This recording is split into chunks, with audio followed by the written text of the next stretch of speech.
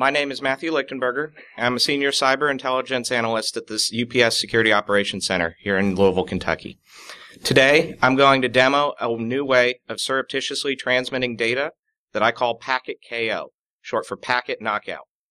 We'll first go over the implications of data exfiltration, their context in relation to data breaches that have occurred over the past decade, and how PacketKO enables another method for bypassing monitoring channels when communicating outbound. At the end, I'll be happy to answer any questions or run additional demonstrations as specific use cases are provided. So data exfiltration is widely defined as the means by which data breaches occur, whether it's communicating over common service ports to remote sites that aren't running their respective services, or transmitting data via FTP in the clear, or even utilizing so-called sneaker net to carry a USB device chock full of sensitive corporate data. An exfiltration of data means a lot of pain is incoming for the company unfortunate enough to be targeted. The implications are even more dire when privacy laws, such as HIPAA or FERPA here in the U.S., as well as other measures enacted in other countries, are factored into the equation. The result is very costly, with months of workforce time and millions of dollars spent investigating the exfiltration, fixing the access, sending out notifications, reissuing information, and reassuring the public. Even then, the damage to the company reputation may persist for years, and some leaked information has no remediation available. On to the data breaches.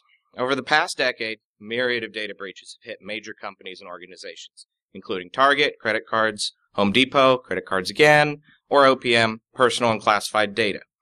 A technical understanding of how these breaches occurred isn't necessary. It will suffice it to know that in each breach, the commonality was the exfiltration occurred utilizing standard network communication, mixed in with the normal day-to-day traffic going out. This sort of hiding in plain sight is extremely difficult to pick out. And unfortunately, the industry has trended towards studying deeper, developing deep packet inspection tools to try and identify the content of each packet for potential violations. Unfortunately, by focusing so narrowly, context is lost, and the hypothetical analyst is left trying to find the forest amidst the trees. So a quick primer on port knocking. Port knocking is a technique that is familiar to some in the IT community, but its use has never graduated beyond that of a clever hack. So a quick primer is worthwhile. Essentially, by monitoring the drop packets on a firewall, a port knocking aware program can turn the firewall into a sort of a magic door, where a prearranged secret knock, or a set of packets sent to closed ports, indicates that the authorized user is trying to connect. The program can then instruct the firewall to open a single port, a range of ports, or the entire span to the specific incoming IP address for a set period of time. Traditionally, this has been done to allow easy access to remote internal resources without appearing open to the myriad scanners operating against internet-facing addresses. The primary weakness to this technique is that an attacker on the same network as the client could see the same transaction and do their own knock, pretending to have legitimate access. So PacketKO is a pair of Python scripts designed to demonstrate the inherent means of data exfiltration via port numbers. Utilizing these scripts, you can set up a server using exfild.py and have the client transmit the data to it unidirectionally. The transmission is prone to errors, as the tool utilizes UDP packets, and thus there is no guarantee of delivery. However, a benefit of this utilization is that the receiving server has plausible deniability, as the system relies on the logging features of IP tables and rsyslog. No listener is actually established on the remote server, and thus, if someone were to investigate, they might conclude that the packets must have been dropped. The scripts support multiple methods of obfuscation. Additionally, the payload in the packet is a randomly generated set of 0 to 50 hexadecimal bytes. The tools provide options to enable base 16, base 32, or base 64 encoding, also useful for transmitting binary data as ASCII. They can set an arbitrary delay between packets being sent and support offsetting the port numbers by a static amount. Additionally, the server side handles multiple items that previously were large pain points. If provided with root and the relevant command line option, it will create the IP tables rules and rsyslog configurations necessary for its operation, If not, it will suggest to the user the kinds of modifications that need to be made, based on the encoding and offset specified. The only major caveat here is that the program needs to be terminated with Control-C in order to clean out the IP tables rules. If it terminates unexpectedly, you will need to go in and manually remove the logging rule. Finally, the server side will multiplex connections based on the incoming public address. This allows multiple data payloads to come in at the same time. However, if all of the clients are behind a NAT, you may run into problems, as the incoming address will be the same for each client. Future modifications to this tool aim to enable TCP transmission with single-bit return communication established via reset responses versus acknowledge responses to the initial SYN packet on a given port number. Additionally, a nonlinear transmission system would provide further obfuscation, as the bytes would no longer be in order. Finally, options for more dynamic port offsets are a goal, such that a rotating table of offsets could be utilized, or offsets based on the mathematical properties of each port number. I've posted the complete source of this tool on GitHub, and I'm always open to improvements and suggestions that the community as a whole can make. Feel free to use it and improve it. My only request is that you let me know of improvements you make. I'd be happy to utilize these improvements in future iterations of the tool. So now we're going to go over to the demo.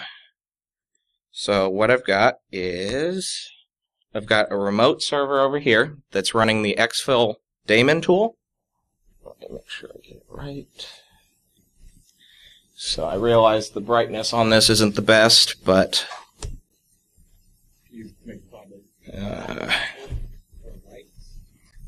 give me just a second. I'll see what I can do.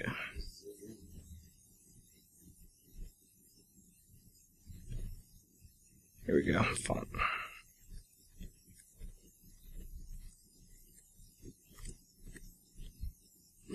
Might be too big.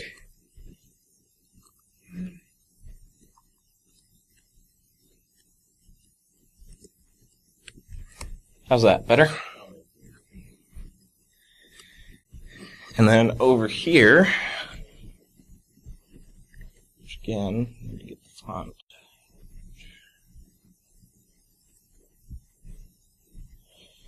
So the server side is running now, and I'm going to go ahead and reissue that command so you can see it as a whole. So each tool comes with a very pronounced help file. So if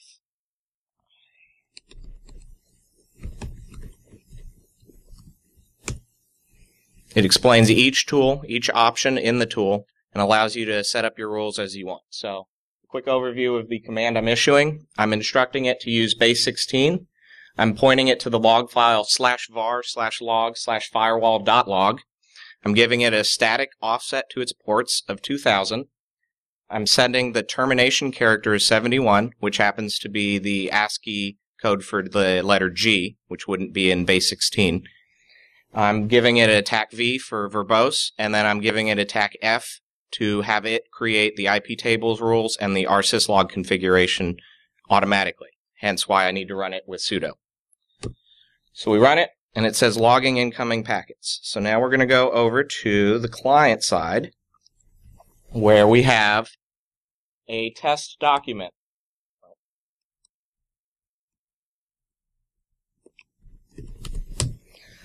That has proprietary information that we might want to send out.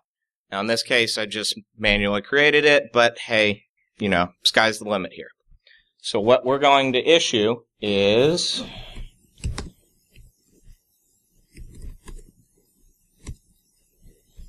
so we start with a delay. In this case, I'm going to use 0.01, which sets the delay between when it sends packets. This allows you to set rules where you can do slow and go, essentially sending packets once every 10 seconds, once every 24 hours, once every week if you wanted to. It'd take a while, but then you're going to go under the noise limit on most monitoring tools. We need to match most of the other parameters, so we're going to say base 16. We're going to give it the text file as our file. Again, static offset of 2000. We're going to point it at the remote server, and in this case, that is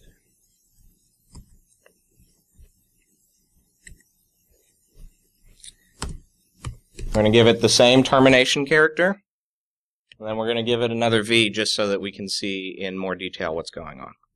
So we hit enter. It's sending the string. And if we look over here, we get most of the message. As I mentioned before, this is using UDP. Each packet needs to make it in order for the full and complete decoding. So in some cases, you may not get anything. You may get complete garbage. Playing around with the specific port offsets, playing around with the packet delays, I've found, depending on where I'm sending it from and where I'm sending it to, will result in different results in terms of reliability of packets. But we can still get enough of this that we can tell that this is my secret credit card information that I saved locally. No one will get this. The full credit card, and my password is trust no one. So if we then terminate out, we can see that we have two files created in here. The first is a raw text file of the incoming string, and the second is the parsed message that it ran through. Now, these files will be created for each incoming IP address. As I mentioned before, the server will multiplex connections, so you can receive connections from multiple disparate IP addresses at the same time.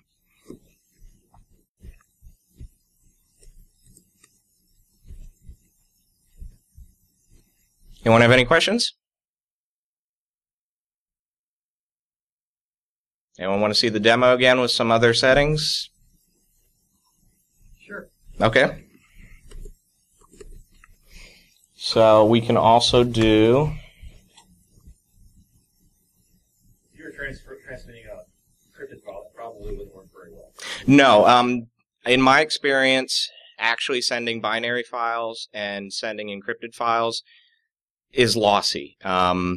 You'd want to go very slow in those contexts, packet delays of at least 10 seconds between each one, but at the same time, it is UDP, so there's a very real chance that you won't get anything. I haven't really come up with a good solution for that, honestly. The TCP idea that I mentioned beforehand is my best suggestion, but I haven't had the time to implement it yet. So, yes? What does this look like on the wire? So, for example, if you were trying to send the letter A, how many ports would need to be open to get through? Like, is an A 80, port 3, 50, you know? Well, actually, that's the magic of this. No ports need to be open on the receiving side. This is monitoring, this is setting up an IP tables rule with log for the specific port ranges based on the offset, and the fact that A, I think, is ASCII 71 for, or ASCII 56, something like that, for capital A.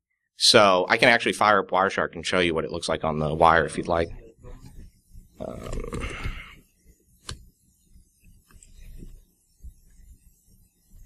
Yeah, I might have to fire up the magnifier because I don't think I can do the magic of...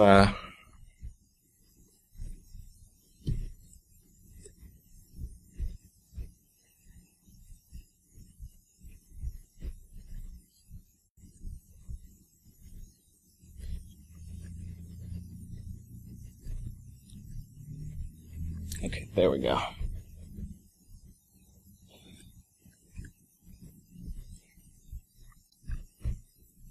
And in this case, I don't even need to set up the receiving end. I can just go ahead and reissue the same command. And if we limit ourselves to UDP only,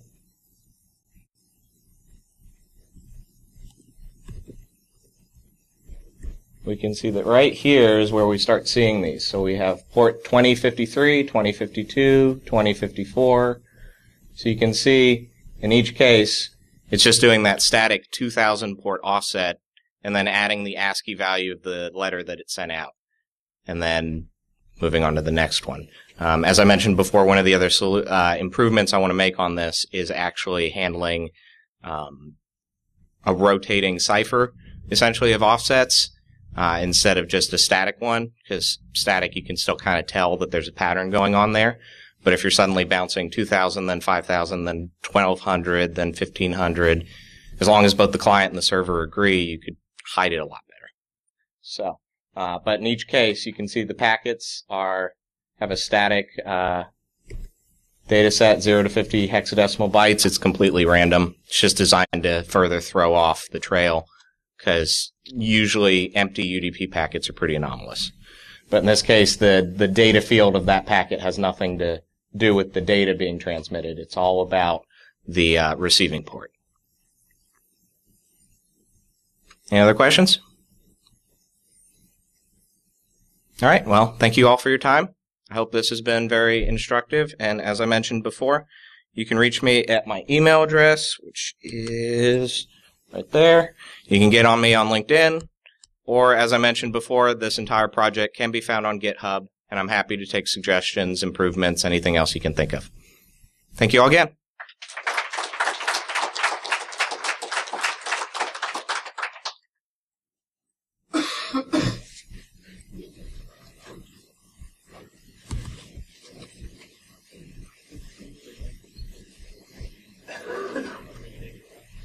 Just so I understand.